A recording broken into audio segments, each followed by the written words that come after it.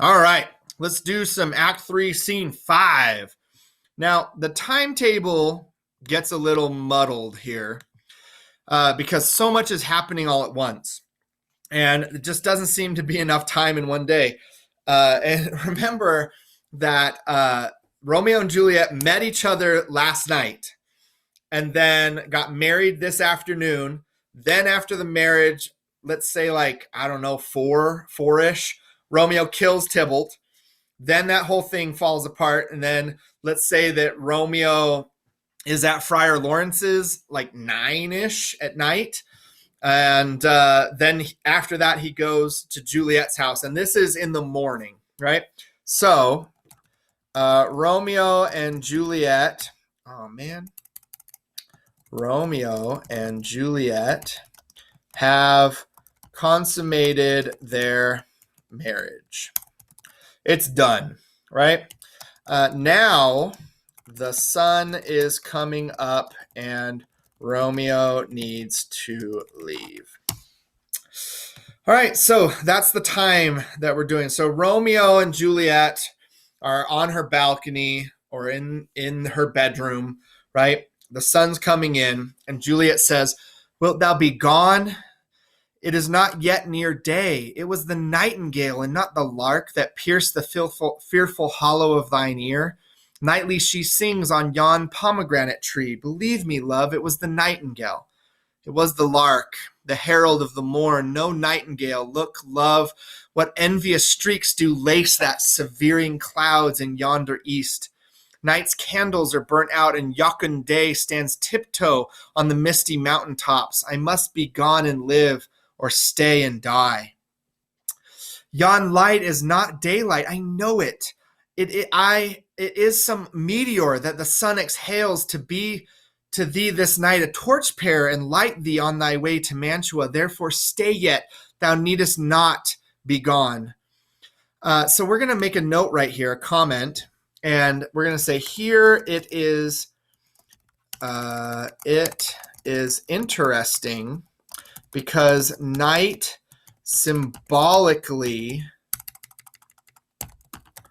becomes good and day symbolically becomes evil.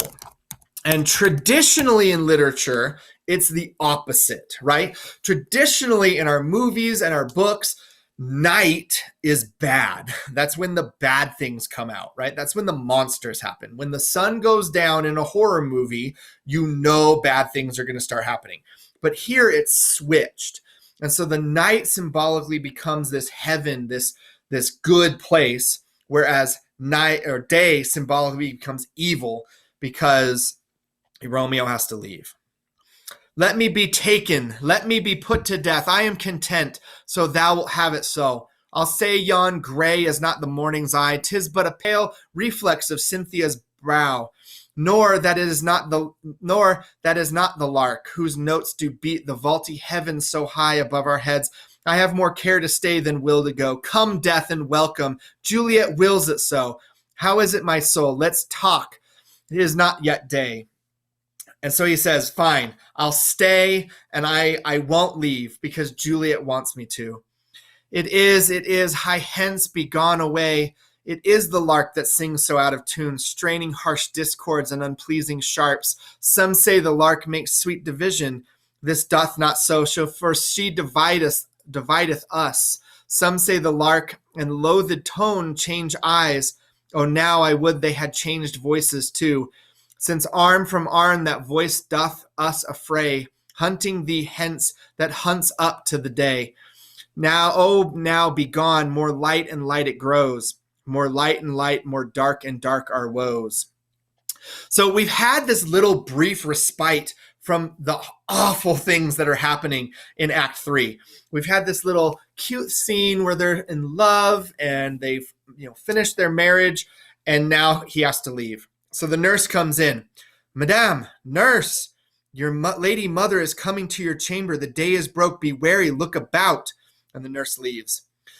Then window, let day in and let life out. When she says let life out, she means Romeo, right? Art thou gone so? Oh, farewell, farewell, one kiss and I'll descend. And she says, as he starts climbing down the balcony, art thou gone so, love, lord, I, husband, friend? I must hear from thee every day in the hour, for in a minute there are many days. Oh, by this count, I shall be much in years ere I again behold my Romeo. So we're going to highlight that in blue. This is one of Juliet's famous lines. Highlight in blue. She says, please send me letters. I need to hear from you. I don't know how they're planning on secreting these letters into her house. Seems suspect to me. Farewell, I will omit no opportunity that may convey my greetings, love, to thee. Oh, thinkest thou we shall ever meet again? I doubt it not, and all these woes serve for sweet discourses in our time to come. So he says, absolutely, we're going to meet again, and we're going to look back on this and laugh. We're going to think this is so funny, and we're going to tell our kids about it. O God, I have an ill divining soul. Methinks I see thee now. Thou art below as one dead in the bottom of a tomb. Either my eyesight fails or thou lookest pale. So we're going to highlight this also in blue. This is another one of Juliet's famous lines. And then we're also going to make a comment here. So we're going to get our comment box. And this is what we call Juliet's first vision. If we call it her first vision, it would mean that we have more than one, right? She's going to have another one. So she sees Romeo dead in the bottom of a tomb. We know, because we've read the beginning of this play, that that is actually going to happen, right? So this is foreshadowing. We know that at the end of the play, Romeo and Juliet are going to be killed. They're going to kill themselves, and that's going to be the end of the play. So she sees Romeo dead in a tomb. That's going to happen. And trust me, love, in my eye, so do you. Which I don't think Romeo was listening, right? Dry sorrow drinks our blood, adieu, adieu. So he leaves. Oh, fortune, fortune, all men call thee fickle. What dost thou with him? So we're going to highlight this in orange. And then we're going to put, oops, we're going to go here, markup, orange. All right, let's try again.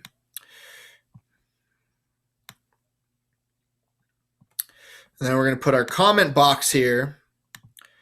Oh, actually, no, we're going to put a big old text box here.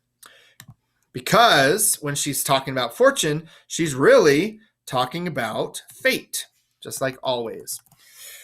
So she says she's calling fate fickle. Like, why do you like one way and not the other? Oh, fortune, fortune, all men call thee fickle. If thou art fickle, what dost thou with him?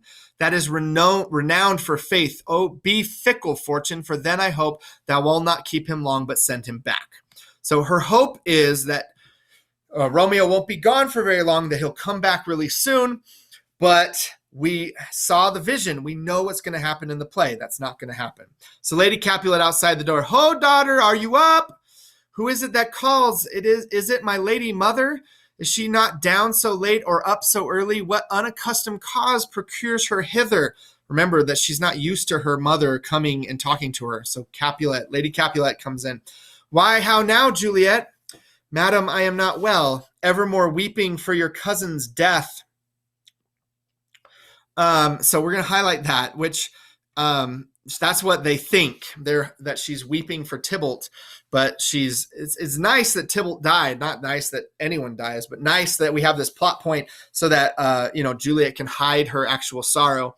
What, wilt thou wash him from his grave with tears? And if thou couldst not make him live. Therefore have done. Some grief shows much of love, but much of grief shows still some want of wit. Yet let me weep for such a feeling loss. So shall you feel the loss, but not the friend which you weep for. Feeling so the loss cannot choose, but ever weep the friend. Well, girl, thou weepest not so much for his death, as that the villain lives which slaughtered him. What villain, madam? That same villain Romeo. And so Juliet has an aside, which means that Lady Capulet cannot hear this. Villain, and he be many miles asunder. God pardon him. I do with all my heart, and yet no man like he doth grieve my heart. That is because the traitor murderer lives. So we're going to do some comments. Okay, so we're going to comment right here. And here, Juliet says that she forgives Romeo for what he did. Then we're going to put one here. Lady Capulet hates Romeo and wants him dead. We saw that when she was holding the body of Tybalt. She was like, come on, Prince, you got to kill Romeo. I, madam, from the reach of these hands, would none but I might venge my cousin's death. And so Juliet has to play the part, and she does so very well right here. She pretends that she hates Romeo when she really doesn't. We will have vengeance for it, fear thou not. Then weep no more. I'll send to one in Mantua where that same banished runagate doth live, shall give him such an unaccustomed dram that he shall soon keep Tybalt company, and then I hope thou wilt be satisfied. So we're going to highlight this in orange. This is a plot point, and we're going to highlight down here as well in orange, and then we're going to make a comment box, and our comment is going to explain this. So Lady Capulet wants to send Romeo some poison so he will die. So she says, unaccustomed dram, that's what she means, right? I'm going to send him an unaccustomed dram and he will soon keep Tybalt company. He's going to die. And so Juliet says, indeed, I never shall be satisfied with Romeo till I behold him dead. She puts that pause there so that she's not actually saying that she wants Romeo dead. She's really doing a good job. Is my poor heart for a kinsman vexed? Madame, if you could find out a man to bear a poison, I would temper it. Smart move, Juliet, because she's saying, if you will undo that. There we go. Let's mark it up in orange. If you will find someone to take a poison, I will make the poison, right? So we're going to make a comment, though, to remind ourselves. So Juliet asks to be the person to make the poison, and then Lady Cap will send it. So Juliet's not going to actually send him poison. She's going to send him like water or wine or something that won't actually harm him. And really smart. Now, this plot point is something that we never actually see happen. It's interesting that they talk about this, but it doesn't actually ever happen in the play. That Romeo should, upon receipt thereof, soon sleep in quiet. So maybe she's going to give him some sleeping potion instead. Oh, how my heart abhors to hear him named and cannot come to him. See, smart way. She says, I hate him named when I can't be with him. To wreak the love I bore my cousin upon his body that slaughtered him. Find thou the means, and I'll find such a man. But now I tell thee, joyful tidings, girl, and joy comes well in such a needy time. What are they? I beseech your ladyship. Well, thou hast a careful father, child, one who, to put thee from thy heaviness, has sorted out a sudden day of joy, that thou expectest not, nor I looked not for. Madam, in happy time, what day is that? Marry, my child, early next Thursday morn, the gallant young and noble gentleman, the county Paris at St. Peter's Church, shall happily make thee there a joyful bride. So we're going to highlight in orange. Now, Juliet knows. Her mother has told her, your father has made a pact with Paris, and you're going to get married. So there's this moment of pause where Juliet is just like, we're undone. It's over. And she comes back. She's so mad. Now by St. Peter's church and Peter too, he shall not make me there a joyful bride. I wonder at this haste that I must wed ere he that should be husband comes to woo. I pray you tell my lord and father, madame, I will not marry yet. And when I do, I swear it shall be Romeo, whom you know I hate rather than Paris. These are news indeed. So she starts crying and she starts getting so upset. And she says, if you want me to be married so suddenly, I will marry Romeo. Well, good work. You already are.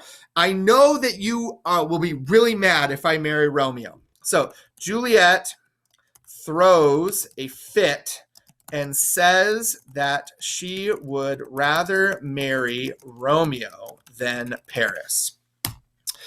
So Lady Capulet sees Lord Capulet walking by. Here comes your father, tell him so yourself, and see how he will take it at your hands. Remember, Lord Capulet has an anger streak in him. Like, we have evidence that he has beaten his family before. He's an angry person, right? A fiery man. Capulet comes walking in with the nurse. When the sun sets, the air doth drizzle dew, but for the sunset of my brother's son, it rains downright. How now, a conduit girl, what still in tears, evermore showering? In one little body thou counterfeitest a bark, a sea, a wind, for still thy eyes, which I may call the sea, do ebb and flow that with tears. The bark thy body is, sailing in this salt flood, the winds thy sighs, who raging with thy tears, and they with them without a sudden calm will overset thy tempest-tossed body. How now, wife, have you delivered to her our decree? Aye, sir, but she will none, and gives you thanks. I would the fool were married to her grave. So we're going to write a comment box right there. Lady Capulet is done with Juliet. She has tried with this child so many times, which is not really true. And I feel like like Lady Capulet has given over the care of her children to a nurse. And so she's not a real great parent to begin with. And so when she gets resistance, she's just, I'm going to give up, right? Soft. Take me with you, wife. How? Will she none? Does she not give us thanks? Is she not proud? Does she not count her blessed? Unworthy as she is, that we have wrought so worthy a gentleman to be her bridegroom? We're going to highlight that whole thing in orange. He's getting mad. Not proud you have, but thankful that you have. Proud can I never be of what I hate. Be thankful even for hate that is meant love. We're going to highlight that in orange too. They're fighting.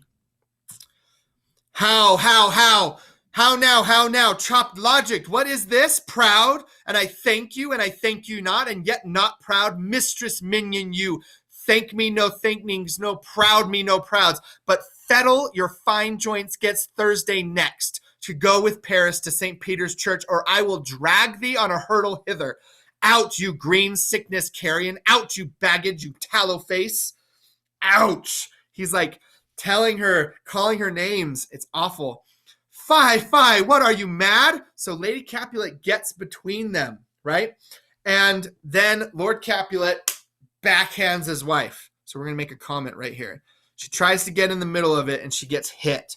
So Lord Capulet backhands his wife here.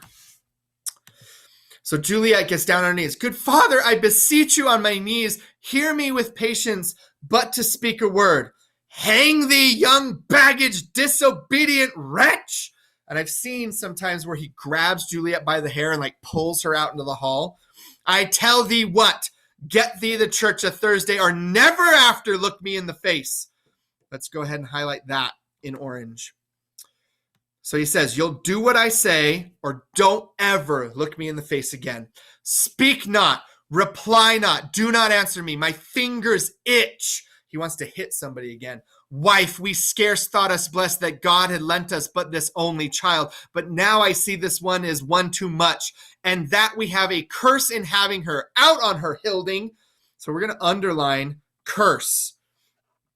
So he says, look, We thought we had one blessing left, that the Lord gave us one child to keep, but now this child has become a curse. So then the nurse tries to get in between. God in wisdom bless her. You are to blame, my lord, to rate her so. And why, my lady wisdom? That's an insult, right? Hold your tongue, good prudence, smatter with your gossips, go. I speak no treason. Oh God, ye Godden, may not one speak? Peace, you mumbling fool. Utter your gravity over a gossip's bowl, for here we need it not. Now, Lady Capulet says, you are too hot, which doesn't mean that he's good looking. He's really angry, right? God's breath, it makes me mad. Day, night, hour, tide, time, work, play, alone, in company, still my care hath been to have her matched. And having now provided a gentleman of noble parentage, of fair demesness, youthful and nobly trained, stuffed, as they say, with honorable parts, proportioned as one's thought would wish a man, and then to have a wretched pulling fool, a whining mammet, in her fortune's tender to answer, I'll not wed, I cannot love, I am too young, I pray you pardon me, but as you will not wed, I'll pardon you. Graze where you will, you shall not house with me. Look to it, think on it, I do not use to jest. Thursday is near, lay hand on heart, advise, and you be mine, I'll give you to my friend, and you be not, hang, beg, starve, die in the streets, for by my soul, I'll ne'er acknowledge thee. So we're going to highlight in orange. That is important stuff.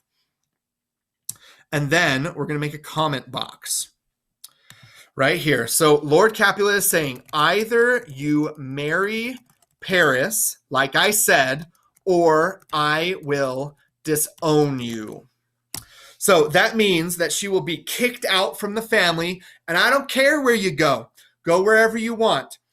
But you can die, starve, beg in the streets. I don't care. I won't acknowledge that you are my daughter.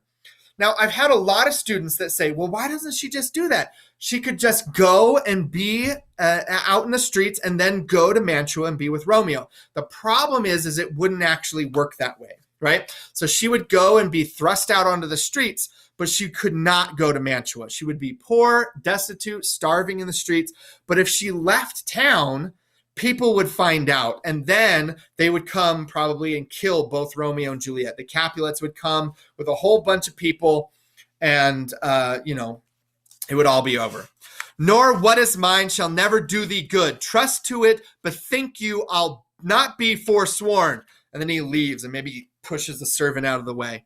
Juliet goes to her mother for help. Is there no pity sitting in the clouds that sees to the bottom of my grief? Oh, sweet my mother, cast me not away. Delay this marriage for a month, a week, or if you do not, make the bridal bed in that dim monument where Tybalt lies. So she asks her mother for help. She says, please put this marriage off. Just delay it for a month, a week, something. Or if not, I am going to kill myself. So this is Lady Capulet's reply. Talk not to me, for I'll not speak a word. Do as thou wilt, for I have done with thee. So we're going to make a comment box right there. So Lady Cap isn't going to help because she just got hit, and she's kind of upset that she got hit for defending her daughter because her daughter is being a brat, she feels. So she leaves. So Juliet then goes to the nurse for help. Oh God, oh nurse, how shall this be prevented? My husband is on earth, my faith in heaven. How shall that faith return again to earth unless that husband sent it me from heaven by leaving earth? Comfort me, counsel me, alack, alack, that heaven should practice stratagems upon so soft a subject as myself. What sayest thou? Hast thou not a word of joy? Some comfort, nurse. So here's the nurse's advice. Faith, here it is. Romeo is banished and all the world to nothing, that he dares ne'er come back to challenge you. Or if he do, it must be by stealth. Then since the case so stands, as now it doth, I think it best you married with the county. Oh, he is a lovely gentleman. Romeo a dishclout to him, an eagle, madam, hath not so green, so quick, so fair an eye as Paris hath. Beshrew my very heart, I think you are happy in this second match, for it excels your first. Or if it did not, your first is dead, or 'twere as good he were as living here and you no use to him. So let's make a comment box. All right, the nurse says that Juliet should just marry Paris and forget about Romeo. And there's problems with that because you can't get a divorce, right? Because it's a secret marriage and they're Catholic. At this time period, that wasn't a thing. And so what's she supposed to do? Just be married to two men? So Juliet says, speakest thou from thy heart and from my soul too, or else beshrew them both. Amen. What? Well, thou hast comforted me marvelous much. Go in and tell my lady that I am gone, having displeased my father to Friar Lawrence's cell to make confession and to be absolved. Marry I will, and this is wisely done. So let's mark. So she says, please go tell Lady Capulet that I am going to go to the priest and I am going to confess my sins. I'm going to go to shrift, just like we talked, to confession. She's playing the part, right? So Juliet plays the part so the nurse won't know what she is actually going to do. Because Lady Capulet won't help her, and because the nurse won't help her, she now needs to go to the only other person who knows about the secret marriage, which is Friar Lawrence. So she is actually going to go to Friar Lawrence to ask him to help her. And it works because the nurse thinks that she's doing something wise, right? So last little bit, she's all by herself. So soliloquy time, right? Ancient damnation, O most wicked fiend, is it more sin to wish me thus forsworn, or to dispraise my Lord with that same tongue which he hath praised him with the above compare so many thousand times? Go, counselor, thou and my bosom henceforth shall be twain. I'll to the friar to know his remedy. If all else fail, myself have power to die. So we're going to mark those last things in orange. So she says, I'm going to go to the friar, see if he has a solution, but if not, I'm going to kill myself. Just like she always says. All right, well, we did it. So we have some after reading motifs to mark from. We do have all three. So make sure that you are finding all of those in this. This is a really good scene for marking motifs. So past against future, futility of fighting fate, and light and dark. Mark them all. And then you're done with Act 3. Good work. And the next time I see you, we'll be reading some Act 4. All right, bye.